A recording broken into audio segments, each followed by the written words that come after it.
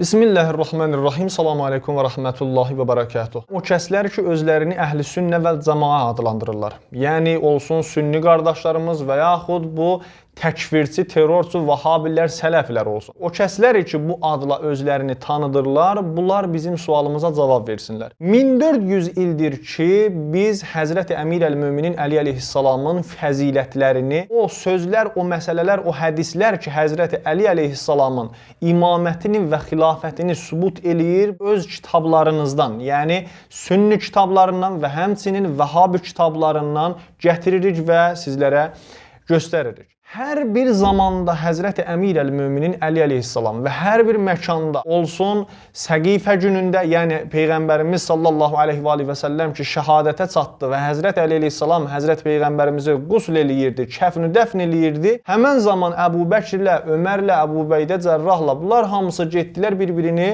xilafət taxtına çıxardanda, bu xəbəri eşidəndə Həzrəti Əli əleyhissalam Peyğəmbərimizin kəfnü dəfnin qurtarandan sonra gedir və orada Qədirxum hadisəsini orada xatırladır və neçə fəzilətlərini də ki, sübut eləyirdi. Həmçinin Peyğəmbərimizdən o hədislər ki, Həzrəti Əli əleyhissalamın imamət və xilafətini göstərirdi, onları Həzrəti Əli əleyhissalam gətirdi və orada dedi, bəyan elədi. İslamdan üz çevirənlər onu qəbul etmədi.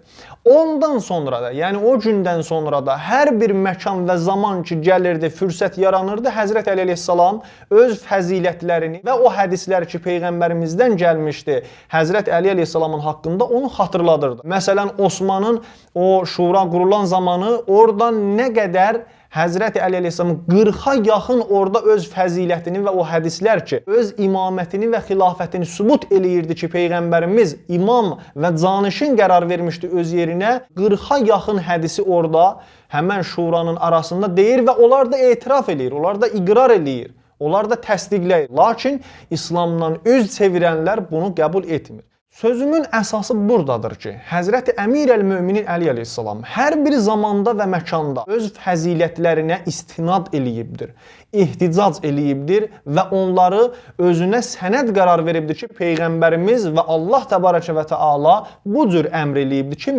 mən canişiniyəm Peyğəmbərin, mən imamam ümmət üçün Peyğəmbərdən sonra və mən xəlifəsiyəm Peyğəmbərimizin. İndi deyin görüm, bütün sünnilər və vəhabilər desin, bu qədər fəzilətlər ki, uydurmusunuz Əbu Bəkirin, Ömərin və Osmanın haqqında, Səhih Buxaridə, Səhih Müslümdə, digər kitablarınızda nə üçün bu fəzilətlərin heç birinə istinad etməyibdir? Nə Əbu Bəkir, nə Ömər, nə Osman. O hədislər, o fəzilətlər ki, 100 il, 150 il, bəlkə 200 il onlardan sonra gətirib elə bir qondarma fəzilətləri yazmısınız kitablarınızda. Bəs nə üçün həmən zaman nə Əbu Bəkir onlara istinad etdi, nə Ömər, nə Osman? Niyə Əbu Bəkirin zamanındakı o qədər ixtilaflar var idi?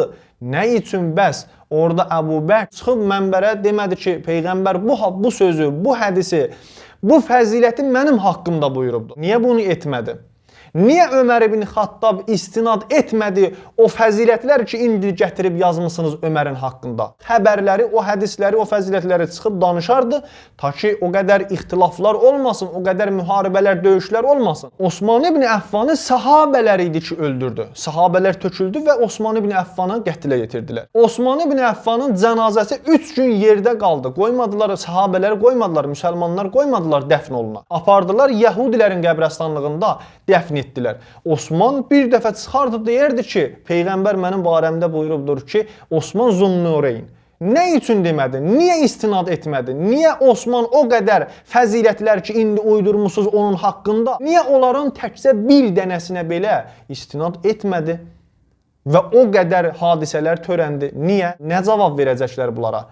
Əlbəttə ki, bunların cavabları yoxdur. Çünki əgər bunların cavabı olsaydı, həmən zaman Əbu Bəkir, Ömər, Osman orada o sözlərdən, o fəzilətlərdən, o hədislərdən özlərinə, öz xilafətlərin məşru göstərmək üçün onlara istinad edərdilər.